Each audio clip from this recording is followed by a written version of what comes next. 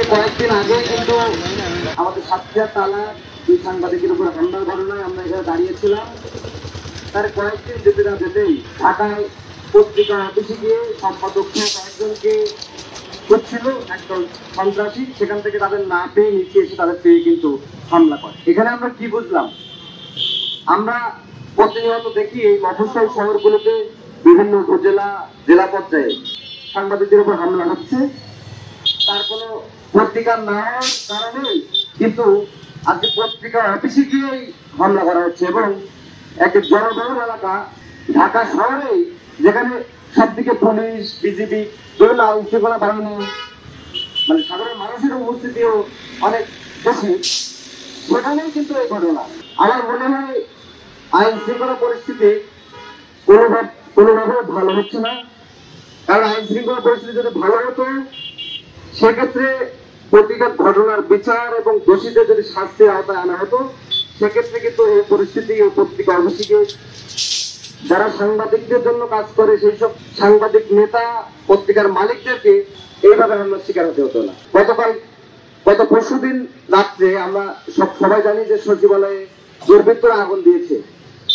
তো সচিবালয়ে আগুন দিয়েছে, সেখানে কি পরিমাণ ক্ষয়ক্ষতি হলো না হলো, কি এইটা পরিকল্পিত কিনা, এটা তো সাংবাদিকরাও বের করে আনতে পারে। আমরা বিভিন্ন সময় যেসব তদন্ত কমিটি হয়, এই তদন্ত কমিটি কিন্তু তাদের ইচ্ছা খুশি মতো কাজ করে, পরে সাংবাদিকরা আবার একটা বিষয় যখন সামনে নিয়ে আসে, সেই ব্যাপারটাও সংযুক্ত করা হয়। তো দেখলাম তো সেই সচিবালয়ে সাংবাদিকদের প্রবেশে কিন্তু নিষেধাজ্ঞা দেওয়া হয়েছে, মানে সাংবাদিককে প্রবেশ করতে পারবে না। তাহলে এটিও কিন্তু একটি অন্যায় এবং রহস্যজনক ব্যাপার বলে আমার মনে হয়েছে। যা আমি সাতক্ষীরা সহ দেশব্যাপী যেসব সাংবাদিকদের উপর হামলা হয়েছে, সবার সব ঘটনায় দ্রুত বিচার দাবি করছি।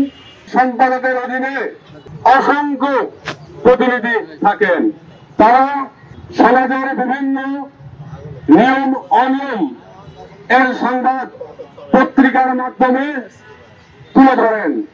কিন্তু দুর্ভাগ্যের বিষয়, সেই অনিয়মের রিপোর্ট যখন পত্রিকাগুলোতে প্রকাশিত হয়, তখন সেই অসাধু দুর্নীতিপরায়ণ ব্যক্তিবর্গ তাদের উপর বরাবরই হামলা চালায়। শাহবাগ থানায় তাদের বিরুদ্ধে একটি মামলা দেওয়া হয়, কিন্তু আমরা দেখতে পাচ্ছি ওই দিন রাতে একজন সন্ত্রাসীকে কোনোভাবে আটক করা হলেও বাকি সন্ত্রাসীরা